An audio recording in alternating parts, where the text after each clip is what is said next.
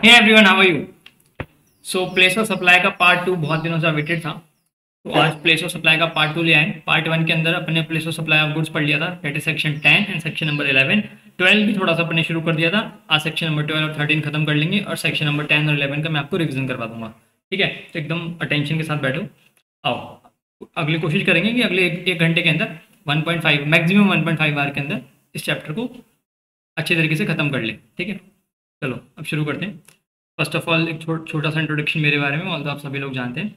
तो my name is अक्षांश Garg, I am a chartered accountant. I teach indirect taxation on academy CA final. और ये हमारा regular classes का टाइम रहता है, ऑल आप ही लोगों के डिमांड के हिसाब से हम वेरिएट भी कर देते हैं। ठीक है, ये हमारा अनअकैडमी का टेलीग्राम चैनल है जहाँ आपको नोट्स वगैरह सब मिल जाएंगे। आप इसको ज्वाइन कर लो, जितनी भी अपडेट्स हैं, क्लास कब आने वाली है, कैसे आने वाली है, सब आपको इस पर मिल जाएगा। करना क्या है आपको, अगर सपोज करो आपको सब्सक्रिप्शन लेना है और या फिर नहीं लेना, दोनों ही केस में आपको अनअकैडमी लर्निंग ऐप डाउनलोड करने की जरूरत पड़ेगी। सर क्यों? यूट्यूब तो हम वैसे ही देख लेते हैं। अनअकैडमी लर्निंग ऐप पे क्या होता है, कुछ क्लासेस यूट्यूब पे होती है, कुछ क्लासेस अनअकैडमी स्पेशल पे होती हैं। ठीक है, अनअकैडमी स्पेशल क्लासेस होती हैं कुछ, उसके अंदर क्या होता है कि आप फ्री में ही क्लास देख सकते हो। कुछ क्लासेस फ्री होती हैं, वो आप देख सकते हो। आपको अनअकैडमी लर्निंग ऐप डाउनलोड करनी है, इंस्टॉल करनी है, फिर आपको जो भी कुछ फिल करवाएगा बेसिक डिटेल्स है। ठीक है, आप लोग इतने समझदार हो, आप आराम से फिल कर लोगे उसमें, सीए फाइनल गोल वगैरह ये सब। और उसके बाद आप कोड डाल देना AKG10। जैसे मान लो आप कोई भी क्लास देखोगे, फॉर एग्जांपल मेरी कोई क्लास है XYZ, लेट सपोज एग्जाम्पशन की क्लास है, तो आप उसको देखने जाओगे तो वो आप बोलेगा please write the code to unlock the class, तो you have to put AKG10 code. और अगर आप सब्सक्रिप्शन लेते हो तो भी आपको यही कोड यूज करना है। अनअकैडमी में आप कुछ भी लो, फॉर श्योर आपको यही कोड यूज करना है। बहुत सारे बच्चे गलतियां करते हैं, कोड नहीं लगाते, फिर मुझे मैसेज करते हैं। इस कोड से बेनिफिट क्या है ये भी मैं बताता हूँ, कंपेरेटिव विद अदर कोर्स। ठीक है, बेनिफिट ये है, फ्री मॉक टेस्ट मिल जाएंगे, फ्री नोट्स मिल जाएंगे, फ्री डाउट सॉल्विंग ग्रुप का असेस मिल जाएगा। ठीक है, फ्री 3 से 4 बार रिवीजन, सब कुछ फ्री मिल जाएगा। ठीक है, मतलब आप एक बार पेमेंट कर दो, फिर आपको कुछ करने की जरूरत नहीं है। ठीक है, AKG10 और आपको IDT के अलावा बाकी सब्जेक्ट्स भी मिल जाएंगे अगर आपको देखने का मन है तो। ठीक है, प्राइस ऐसा है 36 month, 24 month, 12 month, 6 month, 3 month, 1 month. जैसे जैसे आगे बढ़ते जाओगे प्राइस पर मंथ कम होता जाएगा। अगर मैं कहूँ 3 मंथ की तो 7200 पड़ेगा। ये कोड लगाने के बाद रिडीम क्रेडिट्स पे क्लिक कर लेना, तो हर किसी को 200-300 क्रेडिट्स मिलती हैं, वो आप रिडीम कर लेना तो और 200 रुपीज़ कम हो जाएगा। इसी अकॉर्डिंग 6 मंथ का 11,250, 12 मंथ 30,950। फॉर श्योर गारंटी के साथ बोल सकता हूँ पूरे इंडिया में इससे सस्ते प्राइसेस आपको कहीं नहीं मिलेंगे और इससे अच्छी क्वालिटी एजुकेशन कहीं नहीं मिलेगी। ये सारे के सारे टीचर्स मिलेंगे आपको। ठीक है, जैसे पेपर नंबर 5 के खूब सारे टीचर्स हैं, पेपर नंबर 6 के खूब सारे टीचर्स हैं, पेपर नंबर 7 के DT के खूब सारे टीचर्स हैं, स्पेशली मेरे सब्जेक्ट के भी दूसरे टीचर्स हैं, जैसे महेश गौर सर पढ़ाते हैं IDT, और भी इंडिया के एकदम रैपिड टीचर्स हैं। ठीक है, चलो तो सब्सक्रिप्शन पे क्लिक करा, कोड लगाने के बाद अप्लाई कोड, प्रोसीड टू पे पे क्लिक करने के बाद, और अभी स्कीम चल रही है 3 महीने का लोगे तो 1 महीना फ्री। ठीक है, 12 का लोगे 2 मंथ फ्री, 24 का 3 मंथ फ्री। कॉम्बो ले सकते हो ग्रुप 1 ग्रुप 2 का, ग्रुप 1 के भी सारे बेनिफिट्स मिल जाएंगे। चलो आओ शुरू करते हैं क्लासेस। अब आते हैं प्लेस ऑफ सप्लाई पे। कई बच्चे तो इस पार्ट को उसके भी कर देते हैं, इसके मत किया करो।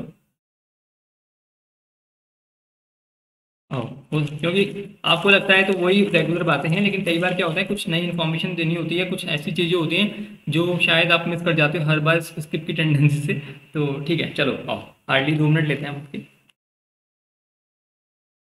अब शुरू करते हैं प्लेस ऑफ सप्लाई पे। देखो सिंपल सी बात है, मैंने आपको क्या बताया था सर, प्लेस सप्लाई क्या होता है। प्लेस सप्लाई मैंने बताया था, प्लेस सप्लाई गुड्स का भी होता है, सर्विसेज का भी होता है। ठीक है सर, बताया था? बोले हाँ सर बताया था। प्लेस सप्लाई गुड्स का भी होता है और सर्विस का भी होता है। अब प्लेस सप्लाई क्यों निकालते हैं ये भी बताया था। प्लेस सप्लाई इसलिए निकालते हैं जिससे पता चले कौन सी गवर्नमेंट को कौन सा टैक्स मिलेगा। ठीक है, मतलब किस गवर्नमेंट को टैक्स मिलेगा, मतलब कुल मिला के आइडेंटिफाई कर। देखो GST क्या है, हर एक बोलते हैं ना dual concept of GST, central को भी टैक्स मिलता है, स्टेट को भी टैक्स मिलता है। ठीक है, बोले कौन सी स्टेट गवर्नमेंट को टैक्स मिलेगा ये कैसे पता चलेगा। फॉर एग्जांपल मैंने जयपुर से सप्लाई की दिल्ली, दिल्ली गवर्नमेंट को टैक्स मिलेगा, जयपुर गवर्नमेंट को, ये किससे पता लगाएंगे, ये पता चलाएगा प्लेस ऑफ सप्लाई से, ये बताएगा place of supply.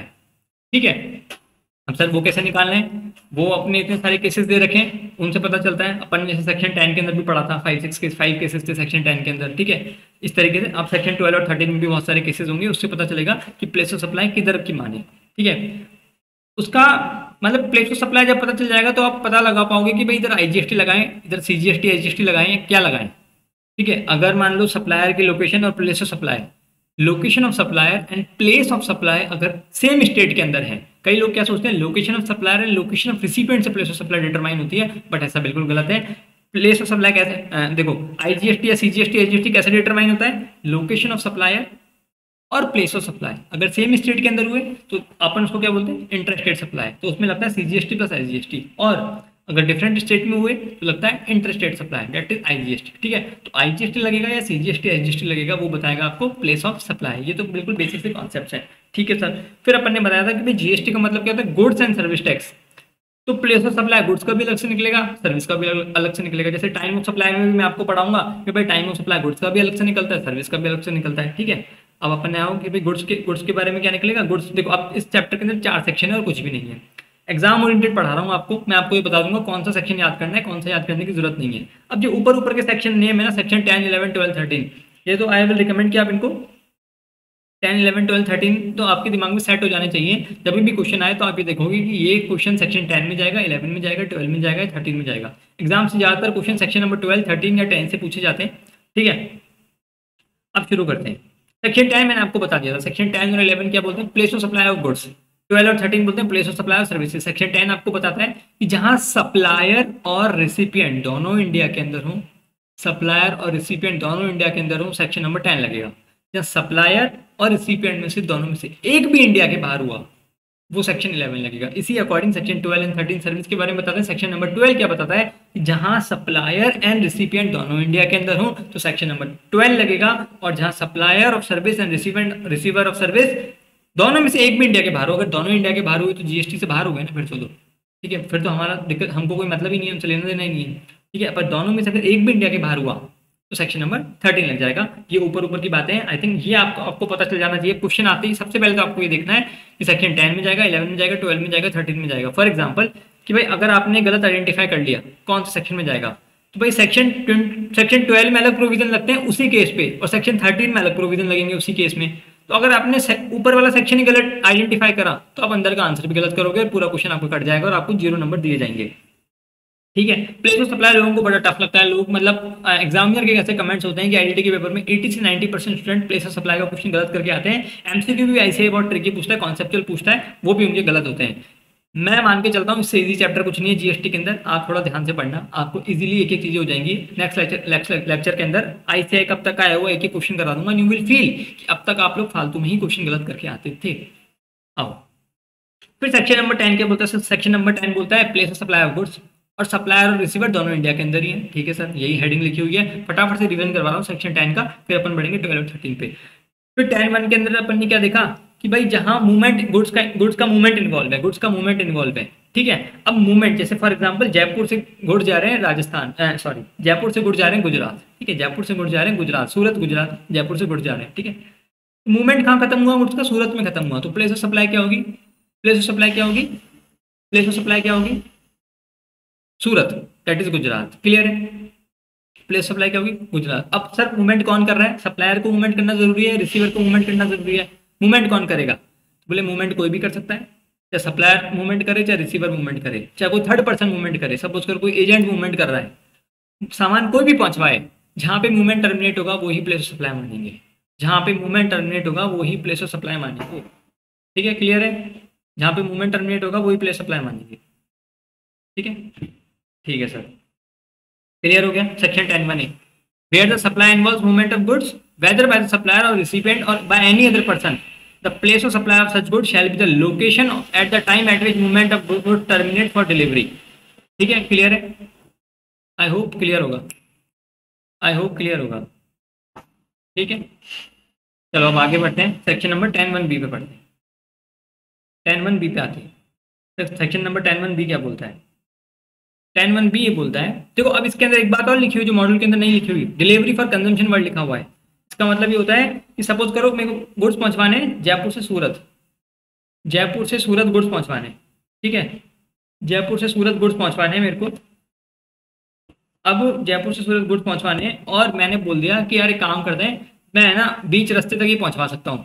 For example मैंने पहुंचवाने से सूरत मैंने पहले ही पहुंचवा दिए, किसी दूसरी स्टेट में पहुंचवा दिए, या फिर मैंने सपोज करो आधे रास्ते में गुड्स पहुंचवा दिए और उनका बंदा आ रहा है रिसीवर का लेने गुड्स। ठीक है, आधे रास्ते तक हमने पहुंचवा दिया, आधे रास्ते तक उनका बंदा लेने आ रहा है, तब प्लेस सप्लाई क्या मानेंगे, तो भी वही मानेंगे जहां पे गुड्स का फाइनल डिलीवरी होने वाली है। डिलीवरी फॉर कंजम्पशन जो मैंने ब्रैकेट में वर्ड लिखा है ना उस पर फोकस करना। इसका मतलब अल्टीमेट जहाँ पे गुड्स पहुंचने वाले हैं दैट इज सूरत, वही प्लेस सप्लाई मानेंगे, चाहे मूवमेंट कोई भी करे। इस चीज को आप याद कर लेना, ठीक है। अब 10(1)(b), 10(1)(b) क्या बोलता है? 10(1)(b) ये बोलता है, देखो 10(1)(b) क्या बोलता है, where the goods are delivered by the supplier to a recipient or any other person on the direction of third person. अब ऐसे बोल रहा है, मैंने लास्ट क्लास के अंदर भी एग्जांपल दिया था कि भाई देखो, एग्जांपल ये था कि मैं किसी को बोल रहा हूँ थर्ड पर्सन को कि भाई, मैंने ये एग्जांपल दिया था कि मुंबई के अंदर मान लो मेरी गर्लफ्रेंड रहती है और मैंने किसी थर्ड पर्सन को बोला कि इसके घर पे आईफोन भिजवा दो, इसका बर्थडे है, ठीक है। आप इनके घर पे आईफोन भिजवा दो, इनका बर्थडे है। तो उस केस में अगर आप 10(1)(a) लगाओगे, अब आपको 10(1)(a)(b)(c) याद रखने की जरूरत नहीं है, सेक्शन 10 याद है, बस इतना बहुत है, ठीक है।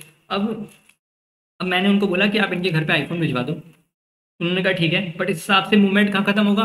मुंबई खत्म होगा। मैं तो जयपुर में रहता हूँ, ठीक है, वो मुंबई में रहती है, तो इस हिसाब से प्लेस ऑफ सप्लाई क्या मुंबई माने? तो देखो प्रैक्टिकल लाइफ में क्या दिक्कत आती थी कि जो सप्लायर है ना, जैसे जो अब बिल मेरे नाम से बन रहा है, देखो देखो चेन क्या बनती है, देखो मैं आपको बताता हूँ।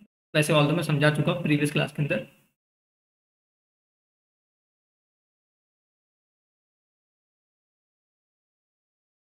ये देखो, ये देखो, मैं हूँ AKG10, मैं रहता हूँ जयपुर में, ठीक है। और मैं रहता हूँ जयपुर के अंदर, ठीक है। और मैंने बोला अमेजोन को कि भैया बिल तो मेरे नाम बना दो, क्योंकि पेमेंट मैं कर रहा हूँ, अमेजोन ने बिल मेरे नाम से बना दिया और शिप कर दिया मेरी गर्लफ्रेंड को जो कि रहती है मुंबई के अंदर, ठीक है। तो ऑल तो देखा जाए तो 10(1) के हिसाब से प्लेस ऑफ सप्लाई मुंबई बनना चाहिए था, लेकिन गवर्नमेंट को मैंने बोला मैं और वो अलग अलग नहीं है, हम दोनों एक ही मानते हैं एक दूसरे को, तो प्लेस ऑफ सप्लाई आप जयपुर ही मानो, ना कि मुंबई। हो सकता है ना यार कि मैं रजिस्टर्ड इंसान हूँ, ये तो चलो अपन एग्जाम्पल ले लिया। सपोज करो जो बड़े बड़े रजिस्टर्ड लोग हैं, उनका कोई ऑफिस वगैरह हो जहाँ पे उनको सामान शिफ्ट करवाना हो, फॉर एग्जाम्पल मेरा हेड ऑफिस तो है बैंगलोर के अंदर और मेरे को गुड्स की डिलीवरी करवानी दिल्ली के अंदर, आईटीसी तो मैं लेने वाला हूँ, समझ रहे हो? तो भाई आईटीसी लेना आसान हो जाए, इसलिए उन्होंने बोला कि जहाँ पे बिल करवाएंगे ना, जहाँ पे बिल करवाएंगे, देखो रिवीजन क्लास है, फुल कोर्स जो होता है ना बिल्कुल फास्ट ट्रैक या फिर फुल तरीके से जो मैं करवाता हूँ, वो आपको, वो तो प्लस पे मिल जाएंगे, प्लस पे मिल जाएंगे। और यूट्यूब पे मेरे पुराने लेक्चर्स हैं, ऑल दो इस चैप्टर के अंदर अमेंडमेंट्स नहीं है, इसलिए आप पुराने लेक्चर्स भी प्लेलिस्ट में जाकर देख सकते हैं। मैं मान के चल रहा हूँ कि प्लेस ऑफ सप्लाई का थोड़ा बहुत आपको आइडिया है, तभी आप ये लेक्चर देख रहे हो, ठीक है। और नहीं भी पता ना तो भी ध्यान से सुनोगे तो समझ में आ जाएगा। अब देखो ये बोला कि भाई बिल यहाँ पे करवाया और शिप यहाँ पे करवाया, बिल कहाँ पे हुआ? जयपुर में हुआ, तो प्लेस सप्लाई कहाँ मानेंगे? जयपुर। ऑल दो 10(1) ये बोलता है कि जहाँ पे मूवमेंट खत्म हुआ वही मानना चाहिए था, पर इन्होंने बोला कि जहाँ पे बिल हो रहा है ना वही प्लेस सप्लाई मानेंगे। अब आप बोलोगे सर कब माने प्लेस सप्लाई? बोले जिस दिन, बोले जिस टाइम इसके पास मुंबई में सामान आ जाए ना, ये मान लेंगे कि मेरे पास आ गया। भाई वो और मैं अलग अलग थोड़ी है, हम तो एक ही हैं, हम दो जिसमें एक जान वाली फीलिंग है हमारे अंदर। तो हम गवर्नमेंट को बोलेंगे कि आप फीलिंग समझो, आपको भी कभी किससे ऐसा कुछ हुआ होगा। तो उन्होंने बोला हाँ ठीक है हम समझ गए, ज़्यादा ज़्यादा सेंटी या इमोशनल करने की कोई जरूरत नहीं है। तो उन्होंने ये बोला कि प्लेस सप्लाई क्या मानेंगे? जयपुर मानेंगे, ठीक है, सिंपल सी बात है। तो यही सेक्शन 10(1)(b) बोलता है।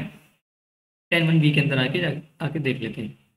देखो, where the goods are delivered by supplier to the recipient or any other person on the direction of a third person, किसी थर्ड पर्सन के डायरेक्शन से, whether acting as an agent or otherwise, कोई भी हो, ठीक है, कोई भी थर्ड पर्सन है ना। बिफोर ड्यूरिंग मूवमेंट इधर, तो देखो प्लेस सप्लाई क्या होगी? Place supply such good shall be the principal place of business such person bill to shift to model, मतलब जिसने प्रिंसिपल प्लेस, मतलब जिसके यहाँ पे बिल हुआ वो ही प्लेस सप्लाई मानेंगे। ये क्वेश्चन बड़े ही आसान है, जब आपको मैं क्वेश्चन कराऊंगा ना ICI के, आपको लगेगा कि एक एक चीज जो क्लास में बोली थी वो ही क्वेश्चन में देखने को मिल रही है और कुछ भी अलग नहीं होगा। 10(1)(c) क्या बोलता है कि सर जहाँ पे मूवमेंट इन्वॉल्व नहीं है, फॉर एग्जाम्पल मैंने एक बिल्डिंग खरीदी, बिल्डिंग के अंदर एक सोफा सेट लगा हुआ है, अब मैंने बिल्डिंग खरीदी तो सोफा भी अपने आप परचेज हो गया। प्लेस सप्लाई क्या मानेंगे उस सोफे का? जहाँ पे वो बिल्डिंग लोकेटेड है। मान लो मैं रहता हूँ जयपुर में, बिल्डिंग जिससे खरीदी मैंने वो रहता है मुंबई में, और बिल्डिंग खरीदी मैंने दिल्ली में, और दिल्ली के अंदर ही बिल्डिंग के अंदर सोफा लगा हुआ है, तो प्लेस सप्लाई क्या मानेंगे? सोफे का, उसका सोफा सेट का प्लेस सप्लाई क्या मानेंगे? दिल्ली मानेंगे, जहाँ पे बिल्डिंग लोकेटेड है। सिंपल सी बात है। तो क्या बोलते हैं? Where the supply does not involve movement of goods the place of supply shall be the location of such goods. Clear है? ठीक है सर। 10(1)(d) क्या बोलता है कि भाई where the goods are assembled and installed at site, for example मैं रहता हूँ जयपुर में, मेरी फैक्ट्री है दिल्ली के अंदर, ठीक है, वहां पे मुझे एक मशीन असेंबल करवानी है, मैंने मुंबई से किसी को बुलाया और बोला कि दिल्ली के अंदर मेरी मशीन असेंबल कर दो, प्लेस सप्लाई क्या मानेंगे? भले ही वो पार्ट्स मुंबई से लेके आया होगा, डजेंट मैटर, मशीन कहाँ पे असेंबल कर रहे हैं? दिल्ली में, प्लेस सप्लाई क्या मानेंगे? दिल्ली मानेंगे, जहाँ पे मशीनरी इंस्टॉल हो रही है। देखो the place of supply of, place of supply shall be the place of such installation or assembly. I hope this is clear. Section 10(1)(e) क्या बोलता है? बोलता है अगर आपने गुड्स के अंदर कोई सामान लिया, देखो मैं इसका पूरा सा एकदम बढ़िया सा एग्जांपल चार्ट बना के दे देता हूँ आपको, आपके दिमाग में सेट हो जाएगा चार्ट क्या बोलेगा, ठीक है। बढ़िया सा चार्ट बना के देता हूँ, जिसके अंदर एक ही के अंदर तीन तीन सेक्शंस कवर हो जाएंगे, ठीक है। ध्यान से सुनना मेरी बात। फॉर एग्जाम्पल ट्रेन चली दिल्ली से, ये ट्रेन व्हीकल मतलब ट्रेन प्लेन कुछ भी हो सकता है, ऐसा नहीं है कि सिर्फ एग्जाम्पल ये ट्रेन में लगेगा ये प्रोविजन। आपने किसी कन्वेंस के अंदर लिए ऑन बोर्ड, अब वो व्हीकल कुछ भी हो सकता है, ठीक है, चाहे वो बस हो, चाहे ट्रेन हो, चाहे प्लेन हो, चाहे एनीथिंग, ठीक है, क्लियर है। अब ध्यान से देखो, अपन एक एग्जाम्पल लेके समझाता हूँ, उसको ध्यान से समझना, सारे डाउट्स क्लियर हो जाएंगे। सर आई आप बीटी भी पढ़ाओगे क्या? हाँ, शुरू करेंगे अक्टूबर से, ठीक है। ये मान लो दिल्ली है, दिल्ली से ट्रेन चली, दिल्ली से ट्रेन चली, ये दिल्ली है, दिल्ली से ट्रेन चली, दिल्ली से ट्रेन चल गई। अब क्या करेंगे अपन, दिल्ली से ट्रेन जा रही है मुंबई, तो यात्री कृपया ध्यान दें, गाड़ी नंबर XYZ दिल्ली से मुंबई जाती हुई, ठीक है, वही वाला सीन है। दिल्ली से ट्रेन जा रही है मुंबई, दिल्ली के बाद आया मान लो जयपुर,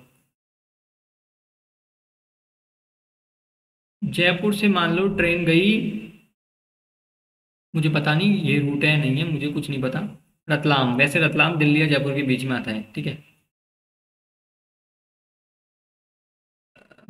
रतलाम दिल्ली और जयपुर के बीच में आता है, ऐसा है। चलो एक काम कर लेते हैं, यहाँ आया रतलाम, रतलाम नहीं नहीं नहीं नहीं, मैं गलत बोल रहा हूँ, गलत बोल रहा हूँ, बहुत गलत बोल रहा हूँ, मुझे ऐसा स्टेशन याद नहीं रहते, तो अपन इग्नोर करते हैं, बस बड़े बड़े स्टेशन को उठा दें। पहले ट्रेन दिल्ली से चली, फिर जयपुर आया, फिर आया कोटा आया मान लो, ठीक है, कोटा भी राजस्थान में ही है, फिर आया सूरत आया मान लो, ठीक है, ठीक है सर, फिर आया मान लो अ, कोई सा भी जगह का मान लो बड़ोदरा आया, ठीक है, और फिर आया मुंबई। अब देखो इस पे मत जाना सर ये गलत बता रहे हो सही बता रहे हो, मुझे कोई स्टेशन के नंबर ना नाम कुछ याद नहीं है, जैसे एग्जांपल के लिए बता रहा हूँ, जिससे आपको सब समझ में आ जाएगा। मान के चलते हैं ट्रेन चली दिल्ली से, ट्रेन को पहुंचना है मुंबई के अंदर, ठीक है सर, ठीक है सर। आपने मान लो मैं चढ़ा जयपुर से, ठीक है, मैंने टिकट करवाया, फॉर एग्जाम्पल 1000 रुपीज़ का टिकट करवाया मैंने, जयपुर से टिकट करवाया ट्रेन का, ठीक है, ट्रेन के अंदर गुड्स चढ़े, गुड्स लोडेड गुड्स मतलब जो अपन रास्ते में ट्रेन में खाने पीने के लिए कुछ खरीदते हैं ना, वो सामान चढ़ा ट्रेन में, ठीक है, कोटा से, ठीक है। अब देखो केस कहानी क्या है, एक ही चीज से ध्यान से सुनना, एक एग्जांपल से 3 सेक्शन खत्म हो जाएंगे। कहानी क्या है सर, ट्रेन चली दिल्ली से, मैं बैठा जयपुर से, ठीक है, कोटा के अंदर गुड्स लोड हुए ट्रेन के अंदर, ये एक्सट्रीम एग्जांपल है, इस एग्जांपल के बाहर कभी कोई क्वेश्चन आ ही नहीं सकता, ये एक्सट्रीम है, वैसे इस लेवल का भी क्वेश्चन नहीं आएगा, ठीक है। मैंने गुड्स खरीदे थे सूरत के अंदर, सूरत के अंदर मैंने गुड्स खरीदे, ठीक है, गुड्स परचेज, जैसे रास्ते में कुछ परचेज कर लिया होगा मैंने, ठीक है, ठीक है सर।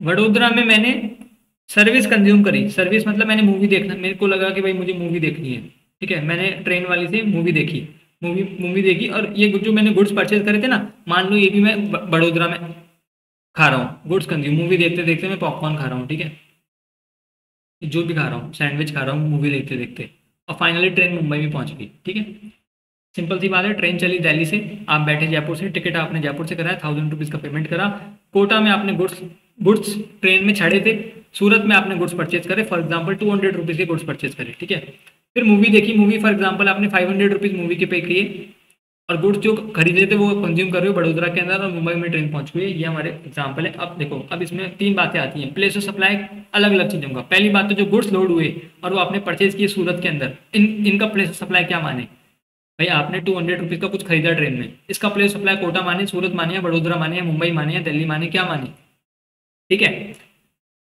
ऐसी की स्टडी बनती है एग्जाम में, और क्या होता है। अब ध्यान से सुनना मेरी बात, प्रैक्टिकल तरीके से समझाऊंगा, कभी रटने की जरूरत पड़ेगी नहीं आपको। आपने पहले अपन अभी पढ़ रहे हैं गुड्स, गुड्स का पढ़ेंगे सेक्शन 10 के बारे में, अपन पढ़ेंगे गुड्स। अपन ने ट्रेन की टिकट परचेज करी, ये आएगा सेक्शन नंबर 12 में, 13 में आ नहीं सकता, क्योंकि सप्लायर कौन है, इंडियन रेलवेज, और रिसीवर कौन है, हम दोनों इंडिया के अंदर है, सेक्शन 12 आएगा। हमने मूवी परचेज करी तो भी सर्विस है, सेक्शन 10 सेक्शन 12 आएगा, ठीक है, और गुड्स परचेज करी तो सेक्शन 10 आएगा, ठीक है। अब इसके अंदर 2 तो केस आ जाएंगे सेक्शन 12 के, एक केस आ जाएगा सेक्शन नंबर 10 का, ठीक है सर। अब ध्यान से सुनना मेरी बात। सर अपन ने गुड्स परचेज करे कोटा से, प्लेस ऑफ सप्लाई क्या माने? तो बोल रहे हैं कि जहां से गुड्स लोड हुए ना ट्रेन में, जहां से गुड्स लोड हुए वो प्लेस सप्लाई मानेंगे। जहां पे मैंने खरीदे वो प्लेस सप्लाई बिल्कुल मानना इम्पॉसिबल है। क्यों सर? फॉर एग्जाम्पल, पहली बात तो पता ही नहीं होता, अपन प्लेन में चल रहे हैं, मुझे पता ही नहीं है कि मैंने कौन सी जगह सामान खरीद लिया। थोड़ी नीचे देखेंगे और फिर उस हिसाब से थोड़ी वो पूछेगा आपसे कि हाँ भाई साहब थोड़ी देर बाद हरियाणा आने वाला है और यही प्लेस सप्लाई मान लेते हैं। ठीक है, हरियाणा आने वाला है, रुको रुको अभी एमपी निकलने वाला है, तो प्लेस सप्लाई उस हिसाब से डिसाइड कर लेंगे। कभी देखा है ये सब?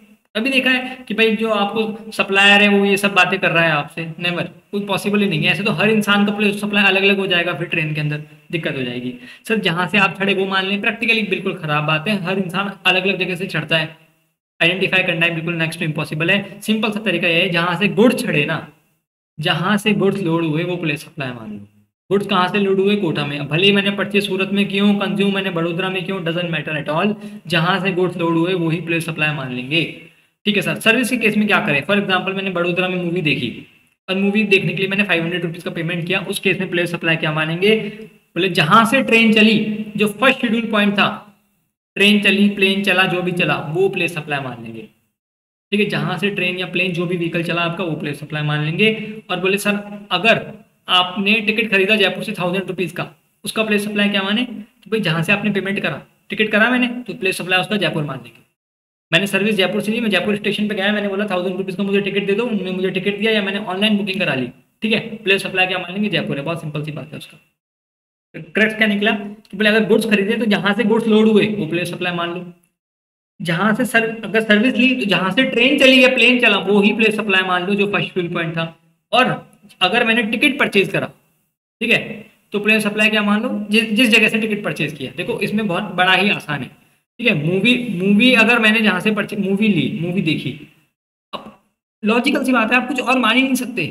सपोज करो मैं ट्रेन में मूवी देख रहा हूँ, तो बोले जहां से ट्रेन, ऐसा तो है नहीं कि मूवी को आप ट्रेन में लोड करोगे, कुछ ऐसा तो बिल्कुल सेंसलेस बात हो गई नहीं। तो बोले जहां से ट्रेन चली वो प्लेस सप्लाई मान लो। अब बोले गुड्स परचेज करे, तो बोले फॉर एग्जाम्पल पूरे के इतना सारा सामान परचेज करा अपने कोटा से, कोटा से सारा सामान लोड हुआ, तो लॉजिकली प्लेस सप्लाई कोटा मान लो।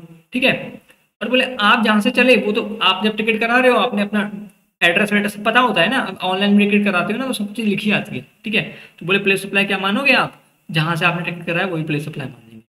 ठीक है, सिंपल सी बात है, खत्म हो गया। अगर ये सेक्शन 12 के अंदर आएंगी ये चीजें, अभी मैंने ऑलरेडी आपको एडवांस में बता दी है। अभी सेक्शन 10 वाली बात कर लेते हैं, गुड्स वाली।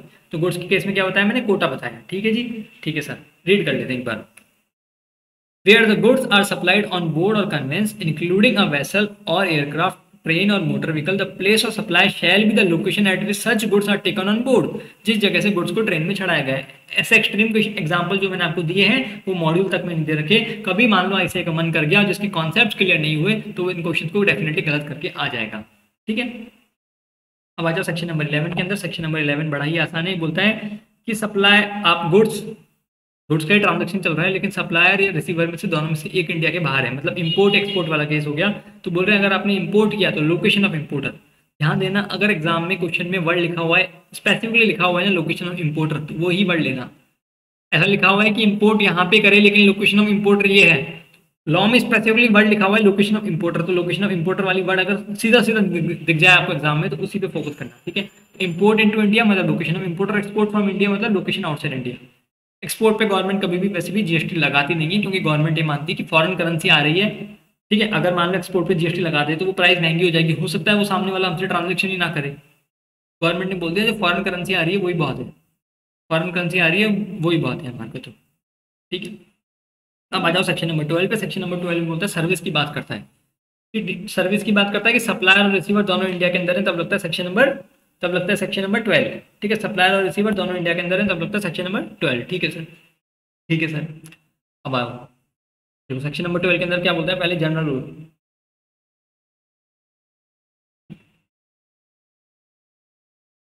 देखो सेक्शन नंबर 12 में क्या बोल रहा है ये, सिंपल सी बात है, मैंने आपको बताया कि सप्लाई और रिसीवर दोनों इंडिया के अंदर होंगे तभी सेक्शन नंबर 12 लगेगा। यही बात सेक्शन नंबर 12 सब सेक्शन 1 बोल रहा है। The provision of this section shall apply to determine the place of supply of services where the location of supplier of service and the location of the recipient is in India. ठीक है, दोनों India के अंदर है तभी section number 12 बन लगेगा। Section number 12 to क्या बोल रहा है, ये बोल रहा है देखो कुछ स्पेसिफिक केसेस दे रखे हैं 12(3) से 12(14). कि 10-11 केसेस दे रखे हैं, अगर यही कंडीशन आ जाए एग्जाम में, मतलब यही केसेस हो, कुछ स्पेसिफिक केसेस दे रखे हैं, ठीक है, अगर ये केसेस हो तो उनके हिसाब से जो प्रोविजन दे रखे हैं सेक्शन 12(3) से 14 तक वो लगाएंगे अपन। अगर उन केसेस में, उन जो केसेस दे रखे हैं 12(3) से 12(14) तक, उन केसेस से अगर मैटर नहीं हो, ठीक है, उनसे बाहर हो, तो जनरल रूल ये लगेगा। मतलब उन 11 केसेस पे तो ये प्रोविजन लगेंगे, उन 11 के अलावा अगर कुछ भी होता है तो उन पे जनरल रूल लगेगा, दैट इज 12(2). क्या बोलता है, अगर आपने सप्लाई करी किसी रजिस्टर्ड पर्सन को, देखो सिंपल सी बात है, ध्यान से सुनना, लड़ाई असली बात की किस बात की है कि भैया किस गवर्नमेंट के पास कितना पैसा आएगा। सरकारें लड़ती हैं कि हम नहीं, ये तो हमारा ट्रांजेक्शन हुआ, ये तो हमारा ट्रांजेक्शन हुआ, ठीक है। अब एक बात बताओ, किसी रजिस्टर्ड पर्सन को सप्लाई करी, फॉर एग्जाम्पल मैं रहता हूँ मान लो जयपुर राजस्थान के अंदर, ठीक है, मेरे को ऑर्डर दिए, कौन दिए ऑर्डर, मेरे को फॉर एग्जाम्पल ऑर्डर मिला बैंगलोर से, ठीक है, बैंगलोर कर्नाटक से मुझे ऑर्डर मिला, कर्नाटक से ऑर्डर मिला कि दिल्ली सामान पहुंचा दो हमारा, दिल्ली सामान पहुंचा दो, ठीक है। अब मान लो दिक्कत क्या है, दिल्ली गवर्नमेंट ये भी बोल सकती है कि हमारा प्लेस सप्लाई मानो, बैंगलोर वाले बोल सकते हैं हमारा प्लेस सप्लाई मानो, ठीक है। वैसे build to ship to model हो गया है बेसिकली देखा जाए तो, पर आप मेरी थीम समझने की कोशिश करना। अब मैं कह रहा हूँ जब ये बंदा रजिस्टर्ड है, ये बंदा रजिस्टर्ड है, इसको भी आगे जाके गुड्स बेचना है, जो दिल्ली वाला ब्रांच है ना इसका, वो भी आगे जाके गुड्स बेचेगा। पर हो सकता है ना कि भाई मेन ब्रांच बैंगलोर में हो और दिल्ली पे तुम्हारी सब्सिडरी ब्रांचेस चल रही हो, ठीक है। तो बोल रहा है कि भाई हेड ऑफिस बैंगलोर में हो और बाकी ब्रांचेस दिल्ली में हो, दिल्ली से सामान बिकेगा, तो अल्टीमेटली सेल तो होनी है। तो अब इशू क्या है भाई, आईटीसी तू ले या तू ले। अगर मान लो बैंगलोर गवर्नमेंट के पास आईटीसी जाता है, कर्नाटक गवर्नमेंट के पास आईटीसी जाता है, तो भी क्या बोले, तो भी टैक्स तो जाएगा नहीं तुम्हारे पास, उसको आईटीसी मिल जाएगी। बोले अगर कर्नाटक गवर्नमेंट के पास टैक्स जाता है तो भी वो आईटीसी तो क्लेम कर ही लेगा, तो अल्टीमेटली टैक्स तो गया नहीं, क्योंकि आईटीसी क्लेम कर लेगा, वो तो आगे सप्लाई करेगा तो आईटीसी क्लेम कर लेगा। अगर दिल्ली गवर्नमेंट मान लो बोले कि मुझे जीएसटी चाहिए, ठीक है भाई तू ले ले, फिर क्या होगा, जैसे दिल्ली वाला सप्लाई करेगा आगे तो आईटीसी क्लेम कर लेगा, तो ना तो टैक्स दिल्ली को मिला ना कर्नाटक को मिला। तो बोले लड़ाई की कोई बात ही नहीं भाई, अगर रजिस्टर्ड पर्सन है ना तो वैसे भी कोई रेवेन्यू का फायदा तो होने वाला है नहीं, क्योंकि तुम लोग आईटीसी क्लेम कर लोगे, ठीक है। वैसे भी रेवेन्यू का फायदा तो होने वाला है नहीं, तुम लोग आईटीसी क्लेम कर लोगे। तो सिंपल सी बात है, अगर कोई रजिस्टर्ड पर्सन को अपन सप्लाई कर रहे हैं ना, तो अपन दिमाग लगाएंगे, जो भी उस रजिस्टर्ड पर्सन की लोकेशन है ना वही प्लेस सप्लाई मान लेंगे। फिर दिमाग किस बात का लगाना, जब पैसा ही नहीं मिल रहा, दिमाग तो वहां लगाए ना जब पैसों का कोई ट्रांजेक्शन हो, पैसे मिलने वाले होंगे, तब लड़े हम, तब सोचें कि क्या माने प्लेस सप्लाई। जब पता है कि रजिस्टर्ड पर्सन को अगर हम सप्लाई करेंगे तो वैसे भी वो आईटीसी लेगा, ठीक है, वैसे भी वो आईटीसी लेगा, तो कुछ रेवेन्यू तो कुछ मिलने वाला है नहीं। तो एक काम करो, प्लेस सप्लाई वही मान लो, क्या माथा फूटे लगाए, ठीक है। चलो सिंपल सी बात बोल रहे हैं, देखो the place of supply of services except the services specified in subsection 3 to 14 made to a registered person shall be the location of such person. अगर किसी रजिस्टर्ड पर्सन को सप्लाई करी तो उस रजिस्टर्ड पर्सन की जो लोकेशन है वही प्लेस सप्लाई मान लिया जाएगा। आई hope this point is very much clear, ठीक है सर। अगर किसी अदर पर्सन, मतलब कोई रजिस्टर्ड पर्सन नहीं है, उसको सप्लाई करी, तब क्या प्लेस सप्लाई मानेंगे। हाँ भाई, अब सोचने वाली बात है। तो बोल रहे अगर उस पर्सन की लोकेशन, वो पर्सन कौन सा, लोकेशन ऑफ रेसिपिएंट, अगर लोकेशन ऑफ रेसिपिएंट सप्लायर के बुक्स, सप्लायर के पास है उसका एड्रेस, लोकेशन ऑफ रेसिपिएंट, तो वो प्लेस सप्लाई मान लो। ऑल दो 95% केसेस के अंदर नहीं होता, तो फिर लोकेशन क्या मानते हैं, द लोकेशन ऑफ सप्लायर और सर्विस, जहां से सप्लायर सर्विस दी जा रही है तो लोकेशन ऑफ सप्लायर ही मान लेते हैं। एग्जाम के अंदर जो क्वेश्चन आएंगे उसके अंदर 90% क्वेश्चन में यही लगता है, लोकेशन ऑफ सप्लायर और services. Location of recipient generally नहीं गिवन होती, कुछ केसेस में गिवन होती है, वो मैं आपको बता दूंगा, ठीक है। जैसे LIC वगैरह, प्रीमियम वगैरह, पॉलिसी वगैरह लेते हैं ना, LIC वगैरह की सब पता होती है, बैंक वगैरह केसेस में पता हो सकती है। आगे केसेस आएंगे तब चर्चा करेंगे इनके बारे में। अब आ जाते हैं स्पेसिफिक केसेस 12(3) से 12(14). 12(3) क्या बोलता है सर, 12(3) बोलता है कि आप कोई सर्विस ले रहे हो किसी इमूवेबल प्रॉपर्टी से रिलेटेड। फॉर एग्जाम्पल आप किसी होटल में रुकने गए, तो प्लेस सप्लाई क्या मानेंगे, बोले जहाँ पे भी होटल लोकेटेड है वही प्लेस सप्लाई मान लो। फॉर एग्जाम्पल आप रुकने गए, मान लो आप रहते मुंबई में हो और आप दिल्ली में आए रुकने होटल में, प्लेस सप्लाई दिल्ली मान लेंगे। अब आप रजिस्टर्ड हो अनरजिस्टर्ड हो डजंट क्रिएट एनी सेंस, ठीक है। आप रजिस्टर्ड हो अनरजिस्टर्ड हो उससे कोई फर्क नहीं पड़ता, प्लेस सप्लाई दिल्ली मानेंगे, ठीक है। होटल वाले के केस में जब भी प्लेस सप्लाई वही मानेंगे जहाँ पे होटल लोकेटेड है, ठीक है। वो आपसे ये नहीं पूछेगा भाई साहब अच्छा मुंबई से आए हो, अच्छा तो चलो IGST लगा देता हूँ, अच्छा यहाँ से आए हो तो ये वाला टैक्स लगा देता हूँ। उसने पूछा है कभी ऐसा, नहीं, कभी आपसे पूछा नहीं जाता। बिल के अंदर अपने आप CGST और HGST लिख के आ जाता है, IGST नहीं आता। क्यों IGST क्यों नहीं आता, क्योंकि होटल के केस में प्लेस ऑफ सप्लाई क्या हो गई, जहाँ पे होटल लोकेटेड है। फॉर एग्जांपल होटल लोकेटेड है दिल्ली के अंदर और आप आए हो मुंबई से, तो अपन प्लेस अब अपन सीजीएसटी एचजीएसटी कैसे डिटरमाइन करते हैं? सीजीएसटी एचजीएसटी आईजीएसटी कि भाई लोकेशन ऑफ सप्लायर और प्लेस ऑफ सप्लाई अगर सेम जगह पे हो जाती हैं तो प्लेस ऑफ सप्लाई क्या मानते हैं? इंट्रास्टेट। ठीक है। अब लोकेशन ऑफ सप्लायर कौन है? होटल वाले केस में होटल वाला। लोकेशन ऑफ सप्लायर का है दिल्ली है वो तो ऑलरेडी, और प्लेस ऑफ सप्लाई भी दिल्ली आ गई ना। लोकेशन ऑफ सप्लायर कौन है? होटल वाला। ठीक है, वो तो वैसे भी दिल्ली के अंदर ही है होटल वाला तो। और प्लेस ऑफ सप्लाई का है वो भी दिल्ली के अंदर है, तो सीजीएसटी और एचजीएसटी लगेगा। क्लियर है? हर बार सीजीएसटी और एचजीएसटी लगाता है। समझ गए? ठीक है सर। आपने कोई इंटीरियर डिजाइनिंग सर्विसेज ली, ठीक है, इंजीनियरिंग सर्विस ली किसी इमूवेबल प्रॉपर्टी से रिलेटेड। देखो मैंने बोला जनरल रूल में लिखा जाएगा अगर रजिस्टर्ड पर्सन को दी तो रजिस्टर्ड पर्सन की लोकेशन, अदरवाइज सप्लायर की लोकेशन या रिसिपेंट की लोकेशन, जो अपन ने पढ़ा। इन केसेस के अंदर मान लो अगर बंदा रजिस्टर्ड भी है ना, मान लो मुकेश अंबानी किसी होटल में जाके रुक रहा है, तो भी प्लेस सप्लाई वो नहीं मानेंगे कि भाई मुंबई रिलायंस इंडस्ट्री मुंबई के अंदर रजिस्टर्ड है तो प्लेस सप्लाई मुंबई मानेंगे। नहीं, जहाँ पे मुकेश अंबानी रुक रहे हैं वो प्लेस सप्लाई मानेंगे। देखो समझ गए? ठीक है। ठीक है सर।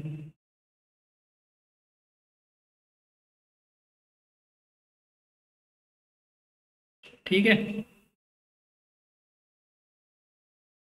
फॉर एग्जाम्पल मैंने लास्ट क्लास के अंदर भी एग्जाम्पल दिया था कि सपोज करो कि भाई मुझे किसी को शादी करनी है और उसका मन किया कि भाई उसको तो केरला जाके शादी करनी है, बोट में जाके शादी करनी है।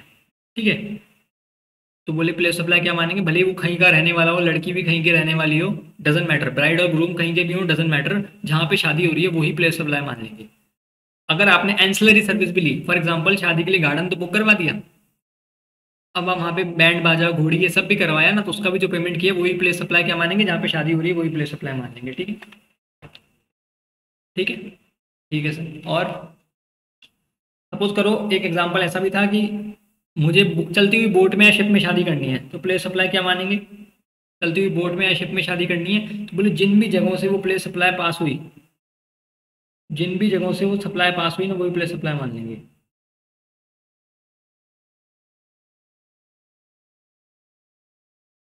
एक सेकेंड रुकना।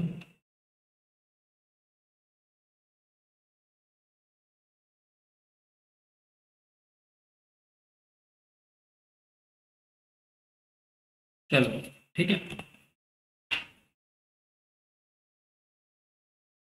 एक बार रीड कर लें। ये ऑलरेडी मैं करवा चुका था इसलिए जल्दी जल्दी करवा रहा हूँ। आप किसी होटल वगैरह में रुके तो place supply, architect engineering service ली आपने या अकोमोडेशन लिया किसी होटल के अंदर, कोई एंसिलरी सर्विस ली जैसे आपने होटल के साथ शादी के गार्डन के साथ वो भी लिया आपने, बैंड बाजा घोड़ी घोड़ी ये सब, तो भी प्लेस सप्लाई मानेंगे। If the location of immovable property और बोट इज लोकेटेड और intended to be located outside India. अभी बोल रहा है, अच्छा अब ध्यान से सुनना मेरी बात। तो कोई चैप्टर मज़ेदार चैप्टर है। सपोज करो हमारा एक फ्रेंड है जिसका नाम है चुन्नू, हमारा एक लड़का है मतलब हमारा एक दोस्त है इसका नाम है चुन्नू। ठीक है, चुन्नू कहाँ रहता है? सर चुन्नू रहता है जयपुर के अंदर। ये है चुन्नू और ये है हमारा चुन्नू की शादी हो रही है, थोड़ा सा उदास है।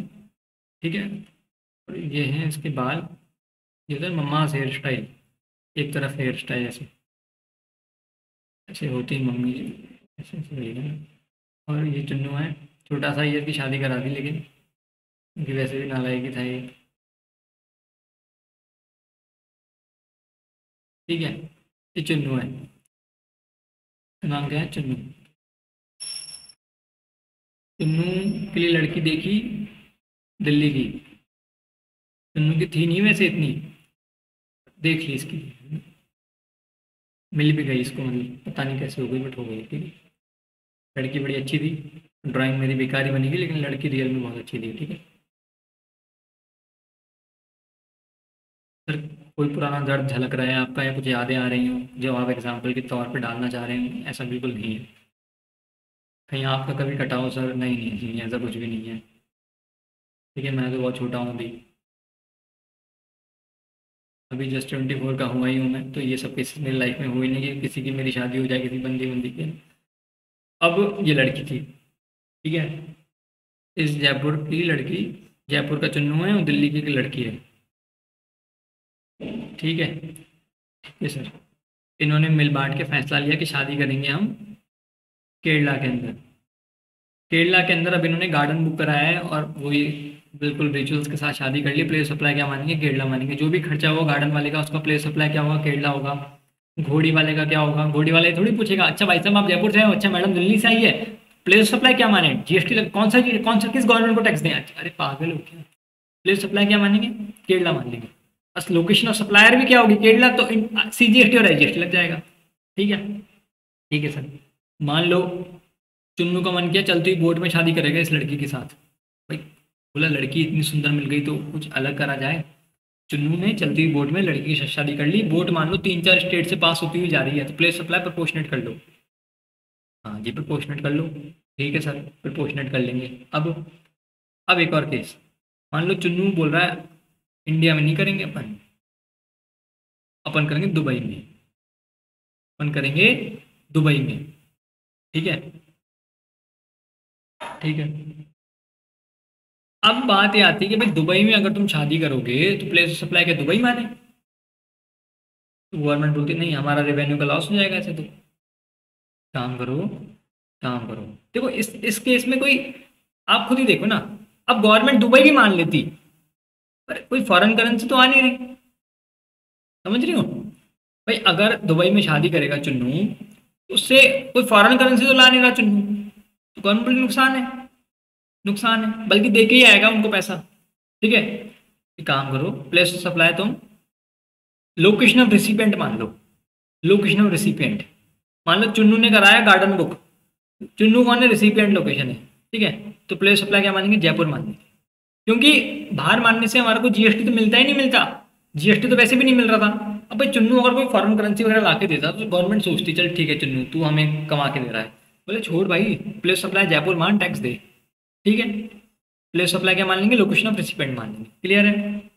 देखो अब मैंने क्या बताया। If the location of the immovable property और boat or vessel is located और intended to be located outside India, the place of supply shall be the location of recipient. तो location of recipient place supply मान लेंगे। If immovable property is located in more than one state, जैसे चुन्नू की boat चलती हुई 4-5 state से गुजर गई, चुन्नू को होश भी नहीं रहा और 2-3 रातें हो गई और बोट चलती जा रही है ना। Proportionate allocation among state. ठीक है। अब अपने जितने भी स्टेट से बोट पास हुई उसके बीच में डिवाइड हो जाएगा। ठीक है सर, ठीक है सर। आ जाओ सर, आगे आ जाओ। 12 सबसेक्शन 4। अब देखो 12 सबसेक्शन 4, यही प्रोविजन जो सेक्शन नंबर 13 आएगा ना, उसके अंदर अलग है।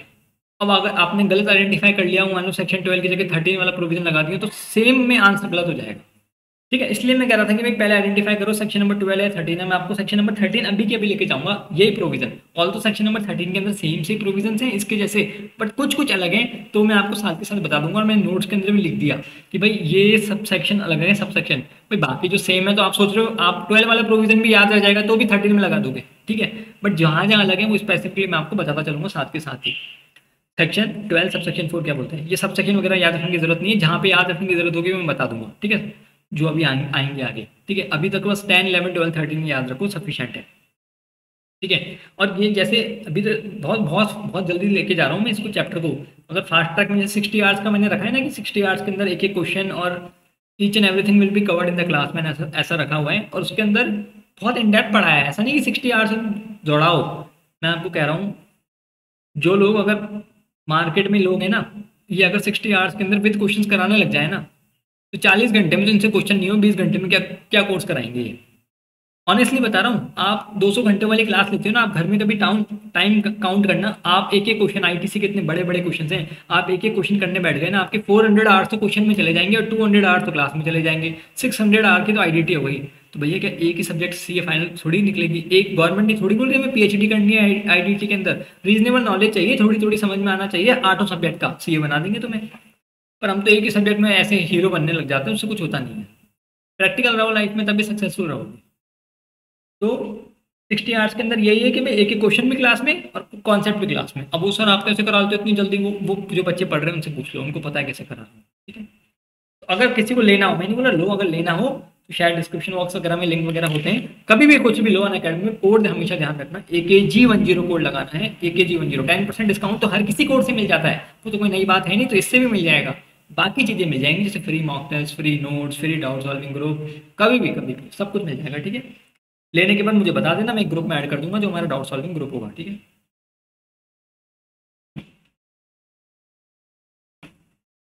चलिए सर, आगे बढ़ते हैं। 12 सबसेक्शन 4 क्या कहता है? The place of supply of restaurant and catering services. Sir जैसे अभी तक मैंने आपको बताया कि भाई अगर जनरल रूल है तो जहाँ पर रजिस्टर्ड पर्सन की लोकेशन है वो प्लेस सप्लाई मानेंगे।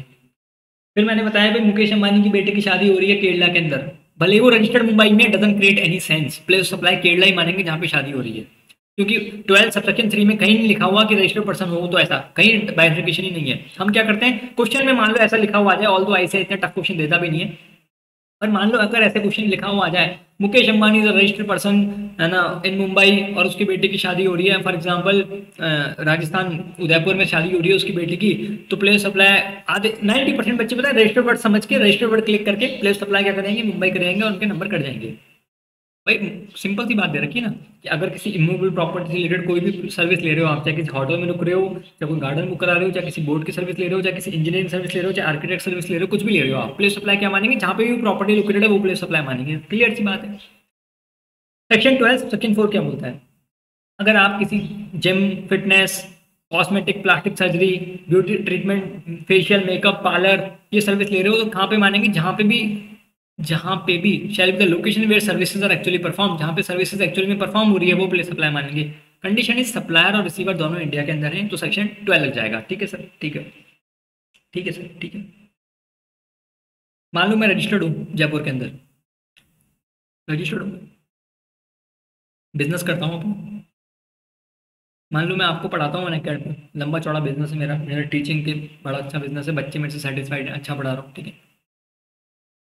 मैंने बोला कि एक आज कुछ स्पेशल सेशन लेना है मुझे, मुझे किसी स्पेशल सेशन के लिए बुलाया और मैंने अपना पार्लर वालर मतलब बोलते हैं ना मेकअप वेकअप करवाया, मैं कहीं गया मैंने उनसे मेकअप वेकअप करवाया।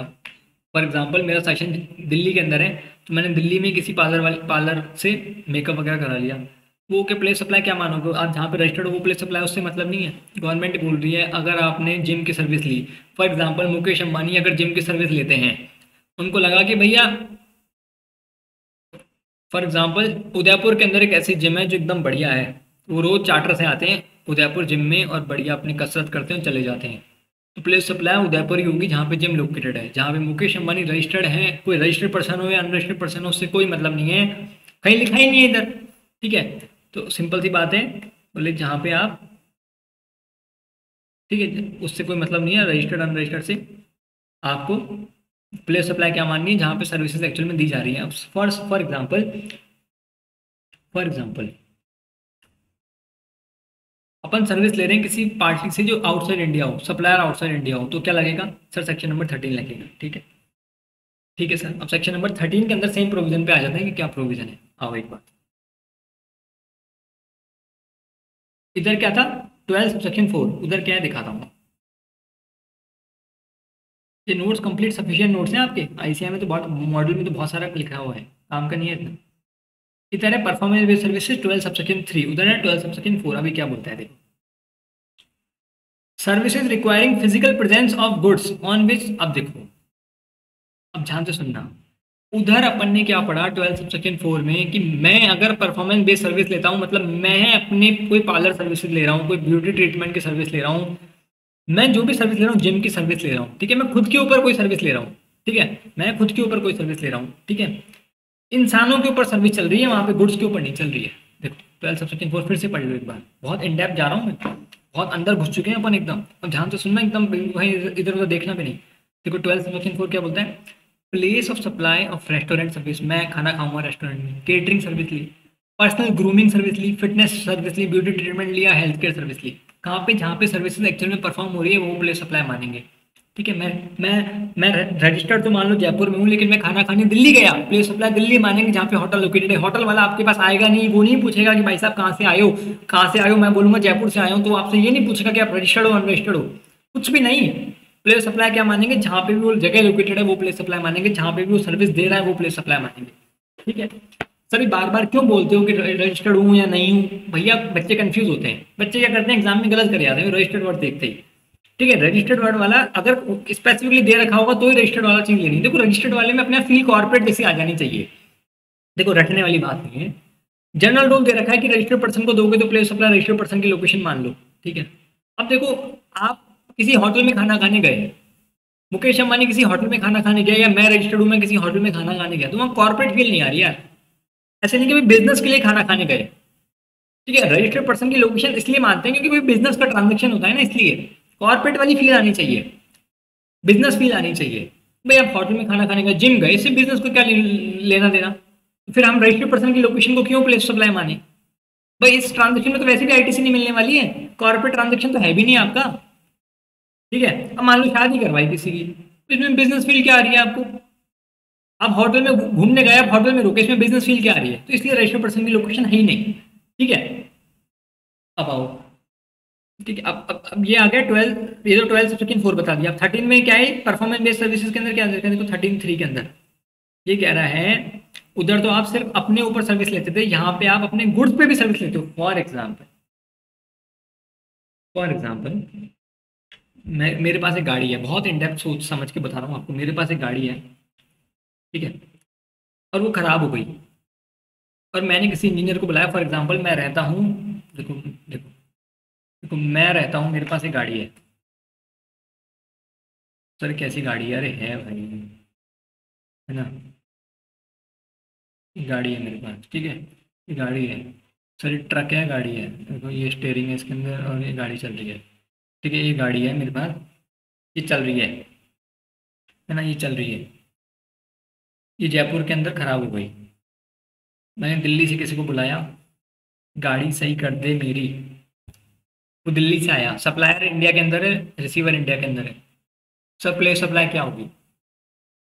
अब देखो ये कोई मेरे गुड्स पे सर्विसेज है, मेरे ऊपर तो है नहीं भाई, मैंने किसी बाल काटने के लिए तो बुलाया नहीं, तो प्लेस सप्लाई उस हिसाब से डिसाइड करूँ। ये कोई मेरी पर्सनल वाली सर्विस तो है नहीं, मेरे गुड्स पे सर्विस है।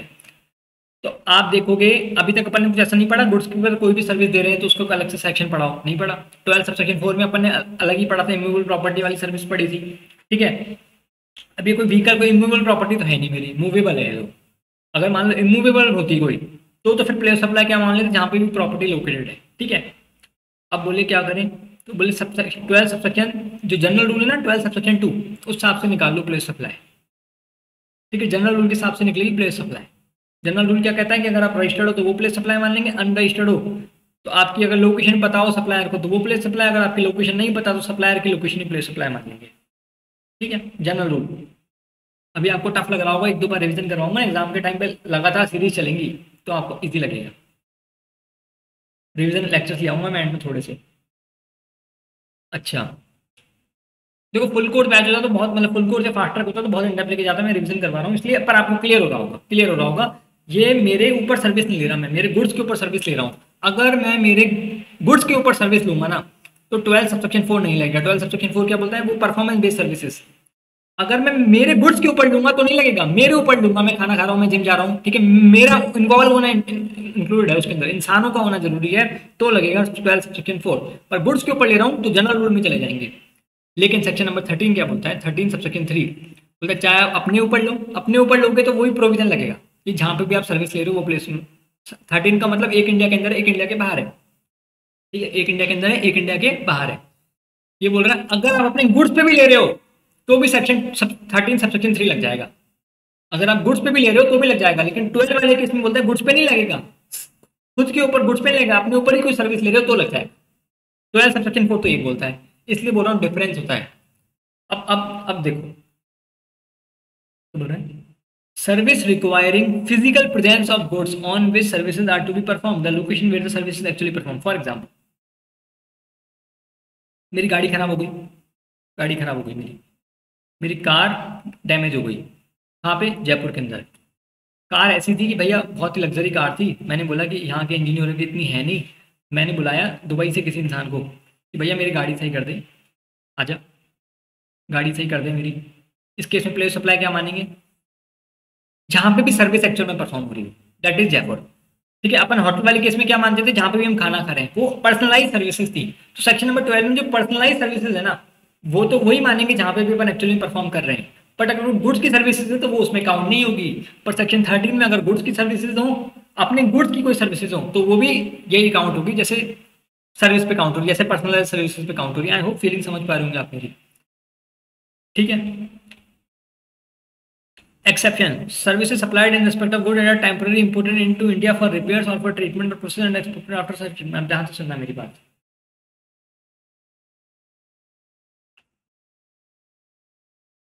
मैंने क्या बोला कि अगर मैं फॉरेन से किसी कोई सर्विस लेता हूँ, ठीक है, इंपोर्ट कर, जैसे मैं दुबई वाले के इंजीनियर को बुलाया मेरी गाड़ी सही कर दे, तो प्लेस सप्लाई क्या मानी? जहाँ पे गाड़ी सही कर रहा है वही प्लेस सप्लाई मानी।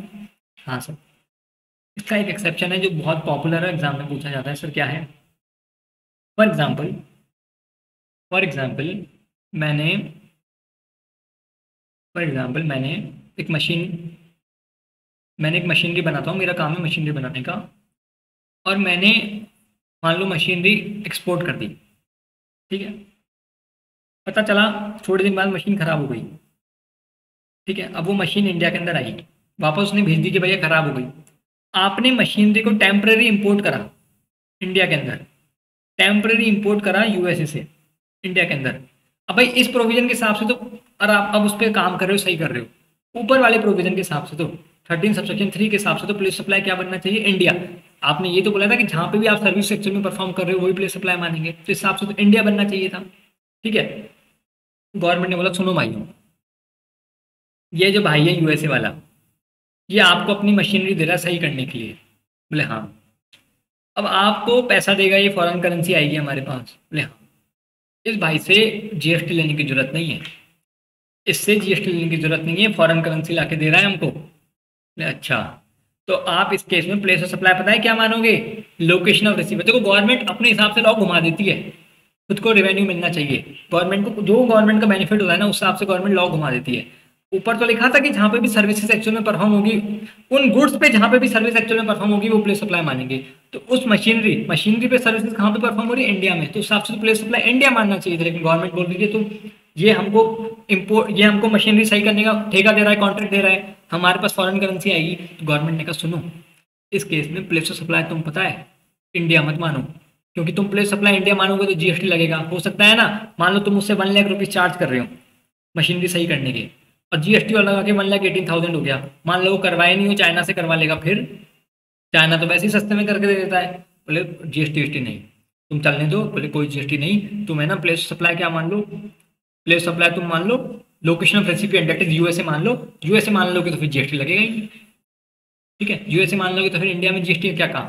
गवर्नमेंट ने बोल दिया अगर आप देखो, services supplied in respect of good data temporary imported into India for repair और एनी अदर ट्रीटमेंट और प्रोसेस और are exported after such repair. ऐसा नहीं कि भैया आपने मशीनरी को मंगवाई, इंपोर्ट करी टेम्पररी, उसको 2-3 साल इंडिया में पेला, खूब काम ले लिया, उसको यूज कर लिया, तो नहीं नहीं बोला आप यूज नहीं करने वाले। ऑल दो छोटी मोटी टेस्टिंग के लिए आप टेस्ट कर सकते हो मशीन चल रही है नहीं चल रही, फीलिंग समझो लॉ मेकर की।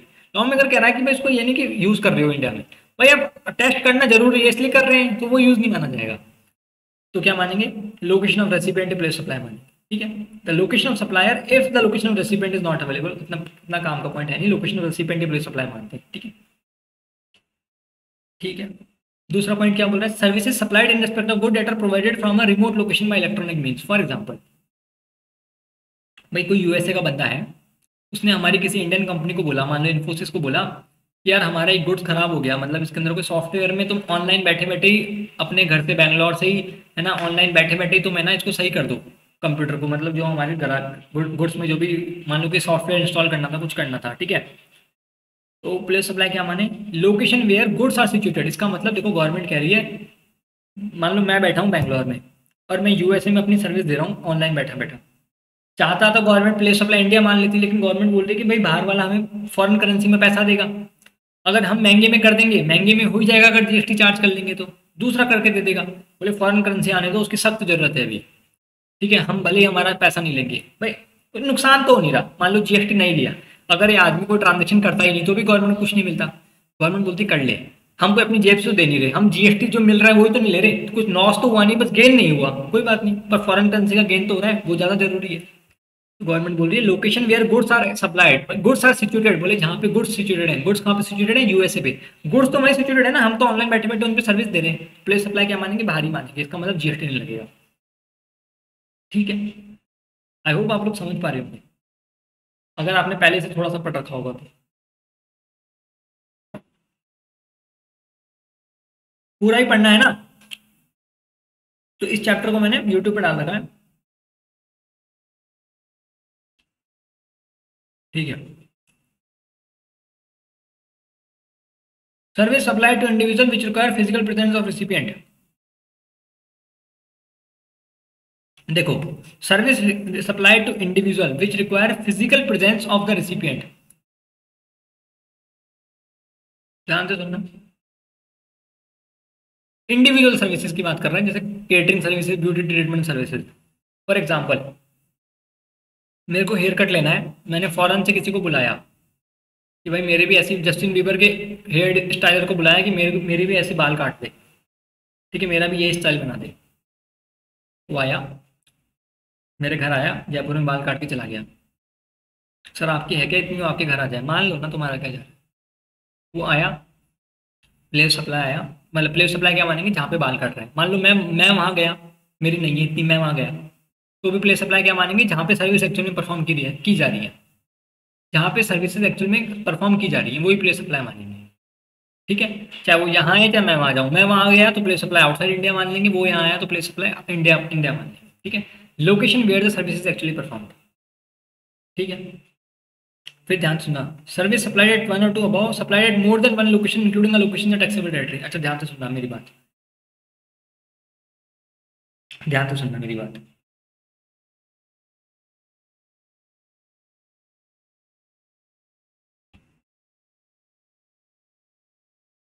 मैंने अभी आपको क्या बोला, अगर मैं वहां गया तो प्लेस सप्लाई आउटसाइड इंडिया, नहीं तो नहीं मानी, क्योंकि उस केस में अगर अपन लॉजिकली सोचें तो फॉरेन करेंसी तो ला नहीं रहा मैं, आउटसाइड इंडिया हो गया। मैं जल्दी जल्दी बोला आपको, अगर मैं वहां गया ना तो प्लेस सप्लाई वहां नहीं मानेंगे, क्योंकि मैं कुछ बेनिफिट तो ला के दे नहीं रहा ना गवर्नमेंट को। भाई दोनों में से एक बेनिफिट ला के दो, या तो फॉरेन करेंसी ला के दो, आप फॉरेन एक्सचेंज ला के दो, नहीं तो जीएसटी दो। फिर समझ रहे हो, ये क्रक्स है, ये क्रक्स है, ठीक है। Servicing services required physical presence of goods on which services are to be performed, ठीक है। अब मान लो मैं, अब मेरी गाड़ी खराब हो गई, ठीक है, मेरी गाड़ी खराब हो गई, वो बंदा ऑस्ट्रेलिया से आया और मेरी गाड़ी सही करके गया, प्लेस सप्लाई क्या मानेंगे, जहाँ पे भी गाड़ी है इंडिया। आप गाड़ी को बाहर लेके गए, आप गाड़ी को बाहर लेके गए, अब आप बाहर लेके गए मान लो, तो प्लेस सप्लाई क्या मानेंगे, तो बोलेंगे अगर लोकेशन टैक्सेबल टेरिटरी के बाहर है, देखो services at one and two above supplied at more than one location including the location the taxable territory, location the taxable territory. अच्छा सॉरी सॉरी, देखो ध्यान से सुनो, ध्यान से सुनो, बिल्कुल बढ़िया से एग्जांपल से करके बताता हूँ आपको। ये बोल रहा है मेरी गाड़ी खराब हो गई, ठीक है, बिल्कुल अब एकदम क्लियर ध्यान से सुनना। मेरी गाड़ी खराब हो गई और मैंने उसको यहाँ इंडिया में बुलाया, प्लेस सप्लाई क्या मानेंगे, इंडिया मान लेंगे। मेरी गाड़ी खराब हो गई और थोड़ी सी सर्विसेज इंडिया में दी उसने, मान लो इंडिया में आया, थोड़ी सी सर्विसेज इंडिया में दी उसने, बोला कि नहीं इसको वहीं ले जाना पड़ेगा तो ही सही हो गई, तो बोल देंगे अगर थोड़ा सा पार्ट भी टैक्सेबल टेरिटरी में हुआ ना, तो पूरे का प्लेस सप्लाई इंडिया मान लेंगे।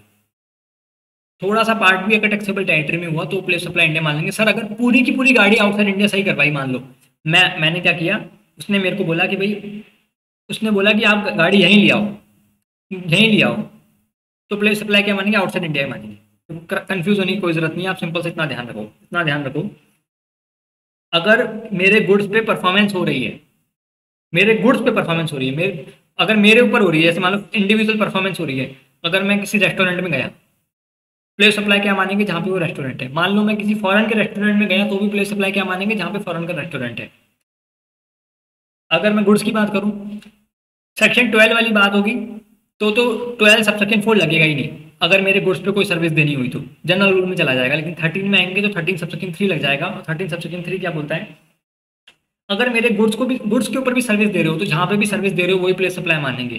फॉर एग्जाम्पल मेरी गाड़ी खराब हो गई, फॉरन से कोई इंसान इंडिया में आ रहा है, तो प्लेस सप्लाई इंडिया मान लेंगे। लेकिन मैं अगर गाड़ी को बाहर लेके जा रहा हूँ तो आउटसाइड इंडिया मान लेंगे।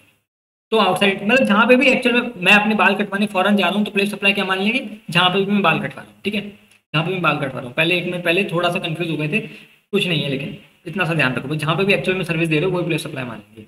इस चैप्टर को 2 बार पढ़ेंगे ना, एक बार और रिविजन करवाऊंगा, या फिर मेरे पुराने जो लेक्चर्स हैं, ये क्या थोड़ा फास्ट ट्रैक मोड में करवा रहा हूँ मैं, ठीक है, फास्ट ट्रैक मोड में करवा रहा हूँ, वो बहुत इन डेप्थ करवाया है मैंने। अब आओ, अब इम्पोर्टेंट पे आओ, सेक्शन सेक्शन 13 सब सेक्शन 5, पहले सेक्शन नंबर 12 की सारी सीरीज खत्म कर लेते हैं, फिर 13 में आएंगे, ठीक है। अभी तक मैंने क्या बताया था कि भाई अगर अभी अभी 12 याद रखो आप, अभी 13 को 1 मिनट के लिए भूल जाओ, अब आप ऐसे याद रखो सेक्शन 12 नंबर 4 कि अगर आप कोई भी ब्यूटी ट्रीटमेंट या कॉस्मेटिक प्लास्टिक सर्जरी जिम कोई भी सर्विस ले रहे हो, तो जहाँ पे भी सर्विस एक्चुअल में परफॉर्म हो रही है वही प्लेस सप्लाई मान लेंगे, लेकिन अपने गुड्स के ऊपर कोई सर्विस है तो इंक्लूड नहीं होगी इसके अंदर, क्योंकि इसके अंदर कहीं भी लिखा हुआ नहीं है गुड्स वाली बात। 12 सबसेक्शन 4 के अंदर कहीं पे भी गुड्स लिखा हुआ नहीं है, क्लियर है। अभी 13 को भूल जाओ, अब 12 सबसेक्शन 5 पे आओ, place of supply of services in relation to training and performance appraisal. अब ट्रेनिंग और परफॉर्मेंस की बात आ गई। अब देखो ट्रेनिंग और परफॉर्मेंस सुनते ही कॉर्पोरेट जैसी फील आ गई होगी तुम्हें, ट्रेनिंग और परफॉर्मेंस सुनते ही कॉर्पोरेट वाली फील आ गई होगी तुम्हें, क्योंकि ट्रेनिंग ऐसा थोड़ी है कि भाई मैं अपनी रेगुलर लाइफ में ट्रेनिंग देता फिरता हूँ किसी को। बिजनेस जो लोग करते हैं वही उन्हीं लोगों को ज्यादा जरूरत पड़ती है ट्रेनिंग और अप्रेजल की, ठीक है। इसलिए अब यहाँ पे कॉर्पोरेट वाली फील आ गई, तो अब रजिस्टर्ड वाली बात आ जाएगी। अगर किसी रजिस्टर्ड पर्सन को दोगे तो प्लेस सप्लाई क्या मानेंगे, रजिस्टर्ड पर्सन की लोकेशन, और किसी अनरजिस्टर्ड पर्सन को दोगे ना तो जहाँ पे भी सर्विस एक्चुअल में दे रहे हो वो प्लेस सप्लाई मानेंगे, ठीक है। अभी तक अपन ने क्या पढ़ा, सेक्शन 12 सबसेक्शन 4, उसके अंदर कॉर्पोरेट वाली फील नहीं थी। 12 सबसेक्शन 3 घूमने गए होटल में रोके, उसके अंदर कॉर्पोरेट वाली फील नहीं थी, लेकिन 12 सबसेक्शन 5 में है। 12 सबसेक्शन 5 क्या बोल रहे हैं, अगर ट्रेनिंग और परफॉर्मेंस वाली सर्विस दी तो प्लेस सप्लाई क्या मानेंगे, अगर रजिस्टर्ड पर्सन को दी तो शैल be the location of such registered person, ठीक है। अब person other than registered person को दी तो क्या मानेंगे, जहां पे भी सर्विसेज एक्चुअल में परफॉर्म हो रही है। सर फॉर एग्जांपल देखो, एग्जांपल मान लो इन्फोसिस, इन्फोसिस रजिस्टर्ड है पुणे महाराष्ट्र के अंदर फॉर एग्जांपल, ठीक है। इन्फोसिस का एक और ऑफिस है दिल्ली के अंदर, और इन्फो एक ट्रेनिंग वाली कंपनी है, मान लो ट्रेनिंग एंड कंपनी का नाम है ट्रेनिंग एंड कंपनी, जो ट्रेनिंग प्रोवाइड करती है एम्प्लॉइज को वो है जयपुर की। इन्फोसिस ने ट्रेनिंग एंड कंपनी को फोन किया जो कि जयपुर में है कि मेरी एक और ब्रांच है दिल्ली के अंदर, आप उसको मेरे वहाँ पे मेरे नए एम्प्लॉयज हैं उनको आप ट्रेनिंग दे दो, उनको आप ट्रेनिंग दे दो। उन्होंने कहा ठीक है हम दे देंगे। प्लेस सप्लाई क्या मानेंगे, जहाँ पे भी इन्फोसिस रजिस्टर्ड है, क्योंकि कॉर्पोरेट वाली फील आ गई, वैसे भी आईटीसी क्लेम करेगा भाई, तो बोले जहाँ पे भी भाई साहब आप रजिस्टर्ड हो, पुणे महाराष्ट्र में रजिस्टर्ड हो, प्लेस सप्लाई पुणे महाराष्ट्र मान लीजिए, ठीक है। लोकेशन ऑफ सप्लायर क्या है, जयपुर, और रिसीव और प्लेस ऑफ सप्लाई क्या है, पुणे, आईजीएसटी लग जाएगा, ठीक है। अब मान लो इन्फोसिस रजिस्टर्ड नहीं होती कहीं पे भी, अनरजिस्टर्ड है, तो प्लेस सप्लाई क्या मानेंगे, जहाँ पे भी सर्विस एक्चुअल में दी जा रही है, that is Delhi, that is Delhi. Corporate वाली फील आ गई यहाँ पे, ठीक है। 12 सबसेक्शन 6 ये इंपॉर्टेंट है, 12 सबसेक्शन 6 और 12 सबसेक्शन 7 दो इंपॉर्टेंट है, ठीक है। 12 सबसेक्शन 6 क्या बोल रहा है, अभी 13 में आप लोग कंफ्यूज होते हो, 13 को भूल जाओ, ठीक है। मैंने क्या 12 और 13 को बहुत ज़्यादा मिक्स कर दिया था, इसलिए थोड़ा सा कंफ्यूजन हो गया, 13 को भूल जाओ।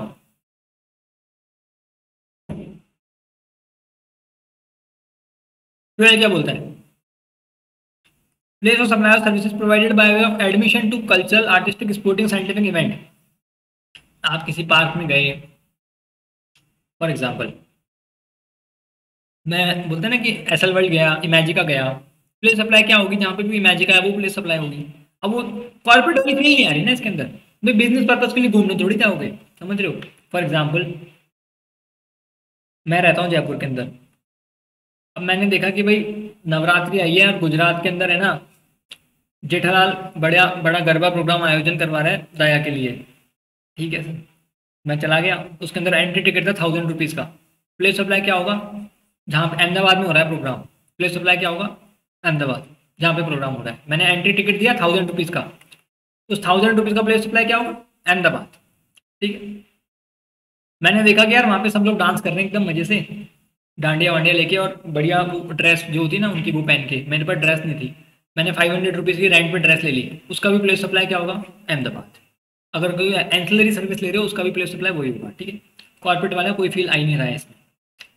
The place of supply of services performed by way of admission to a cultural artistic sporting scientific educational entertainment or amusement park or any other place or services ancillary thereto shall be the place where the services actually held or where the park or other such services located. जहाँ पे park located है, जहाँ पे वो service दी जा रही है वही प्लेस सप्लाई, वो ही प्लेस ऑफ सप्लाई मानेंगे। सिंपल है, ठीक है। देखो एग्जाम्पल मॉड्यूल का ये, mister a resident of Ghaziabad UP में रहता है, उसने टिकट खरीदा सर्कस का। सर्कस कहाँ पे, गुरुग्राम हरियाणा के अंदर। प्लेस सप्लाई क्या होगा, गुरुग्राम, जहाँ पे सर्कस है वो, ठीक है। ठीक है। 12 सबसेक्शन 7 क्या बोलता है, ऑर्गेनाइजेशन ऑफ, देखो ये इंपॉर्टेंट है, 12 सबसेक्शन 7 से एग्जाम में बहुत क्वेश्चन पूछे जाते हैं इसका सबसेक्शन भी याद कर लेना और अंदर की लैंग्वेज भी अगर हो सके तो लाइन टू लाइन ही याद कर लेना। Organisation of cultural, artistic, sporting, scientific or educational event made to a registered person shall be the location of such registered person. Unregistered person, location where the event is actually held. Event held outside India, location recipient. ठीक है, अब ध्यान से सुनो मेरी बात, बड़ा ही important है, ध्यान से सुनना मेरी बात। 12 सबसेक्शन 7, 12 सबसेक्शन 7 और 6 फिर मर्ज करके पढ़ाऊंगा दोनों को, बहुत इंपॉर्टेंट है, एकदम फोकस से। एक इवेंट मैनेजमेंट कंपनी है, इवेंट मैनेजमेंट कंपनी, ये है मान लो दिल्ली की, ठीक है। अब इवेंट मैनेजमेंट एक कंपनी कोई इवेंट ऑर्गेनाइज कर रहा है, कॉर्पोरेट फील आ गई, उसका तो काम ही हो गया, ठीक है। अब कॉर्पोरेट वाली फील आ गई, मैं किसी इवेंट में गया, मैं तो एक इंडिविजुअल हूँ, मैं किसी इवेंट में गया तो मैं कोई कॉर्पोरेट फील नहीं दे रहा, तो 12 सबसेक्शन 6 लग जाएगा। लेकिन जो ऑर्गेनाइजर है उसके ऊपर 12 सबसेक्शन 7 लगेगा, ठीक है सर। अब देखो, ये है अरिजीत सिंह। एग्जाम में जो क्वेश्चन आए ना बहुत बार, वो इसी तरीके के आए, इसलिए वो इसी तरह एग्जाम्पल ले रहा हूँ। ये है रजिस्टर्ड, मुंबई के अंदर। Arijit Singh event management company के पास गया, ठीक है, और इसने इवेंट मैनेजमेंट कंपनी को 10 लाख रुपीज दे दिए। सप्लायर कौन है इस केस के अंदर? Event management company. रिसीवर कौन है? अरिजीत सिंह, ठीक है। बोला कि मेरा इवेंट करवा दो जयपुर के अंदर, राजस्थान के अंदर, ठीक है। उनका ठीक है।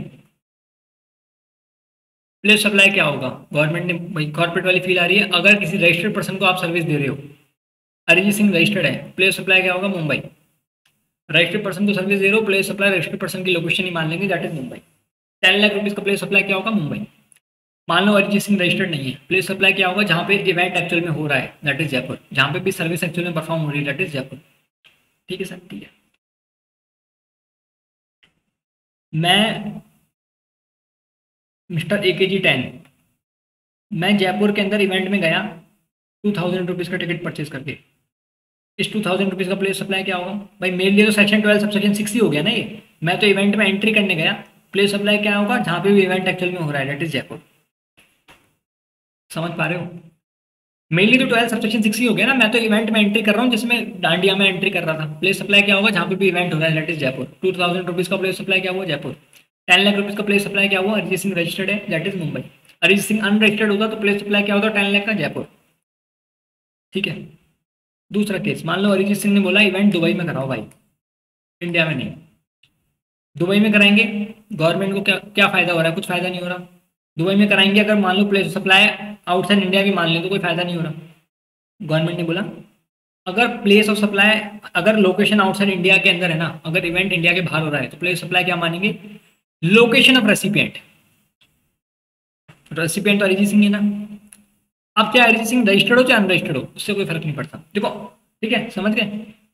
अगर अरिजीत सिंह रजिस्टर्ड है और प्ले, अगर देखो सिंपल सी बात है, अगर रजिस्टर्ड होगा तो वही लोकेशन मान लेंगे। मान लो चाहे इवेंट जयपुर में हो चाहे दुबई में हो, प्लेस सप्लाई मुंबई मान रहे थे। अगर रजिस्टर्ड हुआ तो दिक्कत ही क्या है? फिर तो रजिस्टर्ड पर्सन की लोकेशन ही मानेंगे।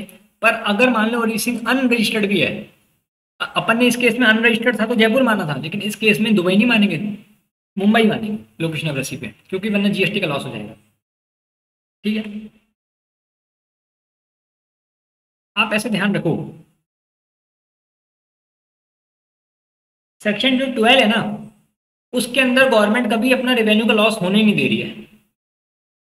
सेक्शन 12 के अंदर 13 के अंदर केसेस आएंगे, कई केसेस होते हैं जो कंफ्यूजिंग होते हैं, कुछ एक्सेप्शनल भी होते हैं। जैसे अभी सेक्शन 12 सबसेक्शन 8 में एक केस आएगा जो कि एक्सेप्शनल है, एक्सेप्टेबल नहीं है, पर हाँ ठीक है, उसको याद रखना पड़ेगा हमें। सेक्शन 12 के अंदर अभी तक अपन ने जितना भी पढ़ा, जैसे बोट में भी शादी हो रही थी, आउटसाइड इंडिया भी कर रहे थे अगर अपन शादी, तो प्लेस ऑफ सप्लाई क्या मान लिया था? इंडिया में मान लिया था। इस केस में भी जैसे अपन ने बोला कि अगर कोई इवेंट इंडिया के बाहर कर रहे हैं तो भी प्लेस सप्लाई इंडिया में मान लिया, क्योंकि हमारा लॉस हो रहा है, गवर्नमेंट को कोई फायदा नहीं हो रहा इससे, ठीक है। इंडिया के बाहर अगर इवेंट होगा तो प्लेस सप्लाई क्या मानेंगे? यही मानेंगे, ठीक है। अब एक बार रीड कर लो, अगर रजिस्टर्ड पर्सन को दी service, location of such registered person. Unregistered person को दी location where the event is actually held, जैसे जयपुर हो रहा था, ठीक है। Event held outside India, outside India के बाहर इवेंट हो रहा है, लोकेशन ऑफ रेसिपिएंट। अब अगर रजिस्टर्ड पर्सन है तो ऑलरेडी लोकेशन ऑफ रेसिपिएंट ही था, that is Arijit Mumbai. Unregistered person है तो भी मुंबई माने जाएंगे। Held in multiple state, proportionate among the multiple state, for example मैंने बोला एक इवेंट जयपुर में कर, एक जोधपुर में कर, एक बेंगलोर में कर, एक चेन्नई में कर। तो जहाँ जहाँ पे इवेंट हो रहा है उस पे बेसिस पे प्रपोर्शनेट कर लेंगे। ठीक है, जहाँ जहाँ पे इवेंट हो रहा है उस बेसिस पे प्रपोर्शनेट कर लेंगे। क्लियर है? ठीक है। अबाउट 12 सबसेक्शन 8, 12 सबसेक्शन 8 क्या बोलता है, ध्यान से सुनो। देखो एक बार अभी तक जितना पढ़ा 12 उसको रिवाइज कराता हूँ।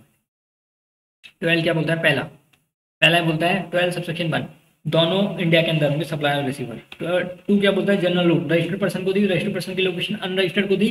तो अगर अनरजिस्टर्ड का डेटा, अगर डेटा है तो लोकेशन ऑफ रेसिपिएंट मान लो, नहीं तो लोकेशन ऑफ सप्लायर मान लो।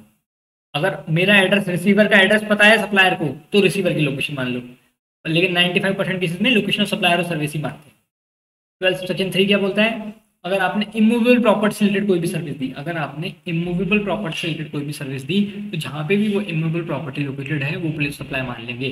चाहे वो होटल की हो, चाहे किसी शादी की हो, चाहे किसी बोट की हो, कोई सी भी इमूवेबल प्रॉपर्टी, चाहे वो इंजीनियरिंग सर्विस हो, चाहे वो आर्किटेक्ट सर्विसेज हो, यहाँ पे भी प्रॉपर्टी लोकेटेड होगी वो प्लेस सप्लाई मान लेंगे। क्लियर है? ठीक है सर। 12 सेक्शन 4 क्या बोलता है? 12 सेक्शन 4 क्या बोलता है?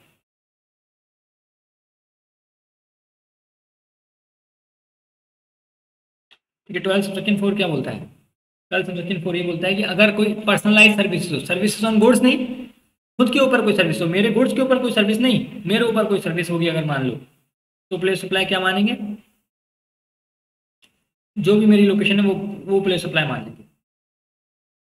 नहीं सॉरी, प्लेस सप्लाई क्या मानेंगे? जहाँ पे भी सर्विस एक्चुअल में परफॉर्म हो रही है वो प्लेस सप्लाई मान लेंगे। जैसे अगर मैं खाना खा रहा हूँ तो उस होटल की लोकेशन मान लेंगे, जिम जा रहा हूँ तो जिम की लोकेशन मान लेंगे। ठीक है? ठीक है सर।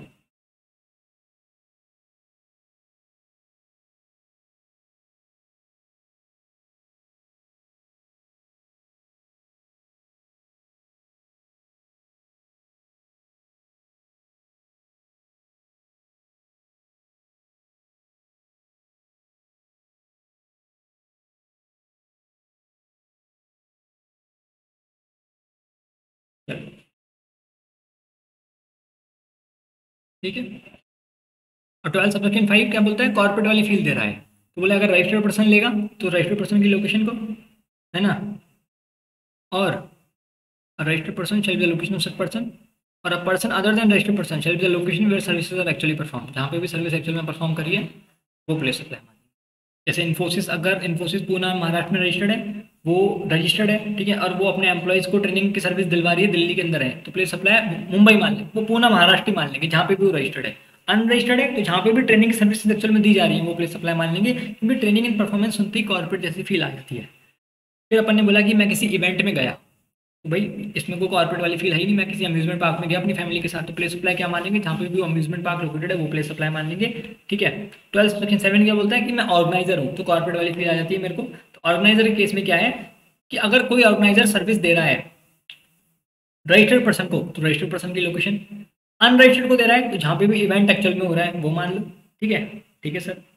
अगर इवेंट आउटसाइड इंडिया हो रहा हो और रजिस्टर्ड पर्सन को दे रहा हो तो वैसे भी रजिस्टर्ड पर्सन की लोकेशन मानते थे, और अगर आउटसाइड इंडिया हो रहा हो लेकिन अनरजिस्टर्ड है तो भी लोकेशन ऑफ रेसिपेंट ही मानना है, इंडिया में मानना है। ठीक है? आई होप यहाँ तक सफिशिएंट है। कल आगे से पढ़ेंगे जिससे क्या होगा, कंफ्यूजन नहीं होगा फिर आपको ना, एक साथ पढ़ाऊंगा तो कंफ्यूज हो जाओगे। ठीक है?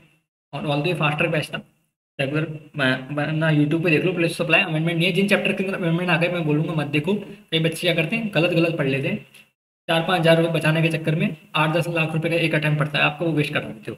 ठीक है? आपको एक अटैम्प्ट की आपकी वैल्यू नहीं पता, एक अटैम्प्ट के मतलब 6 महीने नौकरी लेट लगना, 6 महीने प्रमोशन लेट होना, सब कुछ लेट होता है, और 6 महीने की सैलरी कम मिलना, सब कुछ नुकसान होता है। तो इसलिए गलत मत पढ़ना, नहीं समझ में आया तो किसी से भी क्लास खरीद लेना, मैं नहीं बोल रहा मेरे से खरीदो। अगर कोई कॉन्सेप्ट समझ में नहीं आ रहे हो, ठीक है, कोई सब्जेक्ट वीक है आपका, बार बार फेल हो रहे हो आप, ठीक है, ठीक है, और वीडियो को आप लाइक वाइक भी कर दो अगर आपको पसंद आए तो। जिससे क्या होता है, लाइक से ऐसा कुछ नहीं है कि भाई हमें कुछ पैसे मिल रहे हैं, कुछ हो रहा है।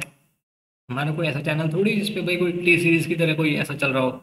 हमारा कुछ इसका मतलब ये होता है कि भाई ज़्यादा बच्चों को फिर वो रीच हो जाती है, वो अपने आप ही यूट्यूब रिकमेंड करने लग जाता है कि भाई लेक्चर सही है तो आप देख लो, बाकी बच्चों की हेल्प हो जाती है, बस ये है और कुछ नहीं है। ठीक है? ठीक है। और लास्ट में अगर कुछ भी अन अकेडमी का लेना हो, अगर लो, मैं नहीं बोला लो, अगर लो अन अकेडमी का कुछ भी, तो कोड AKG10 ही लगाना। ठीक है? AKG10 लगाना, मेरे डेमो वगैरह देख लो आराम से, जो बच्चे ऑलरेडी ले चुके हैं सबसे रिव्यू ले लो। मैं तो कह रहा हूँ एकदम फाइनल वाली हो, समझदार हो, एकदम फुल सेटिस्फाइड हो तभी लेना, वरना मत लेना। ठीक है? चलो अभी डीटीपी शुरू करेंगे थोड़ी देर में, थोड़ी दिनों में। और अभी प्लेस ऑफ सप्लाई आपको मेरे ख्याल से इतना तो आपको समझ में आ गया होगा जितना मैंने कराया है।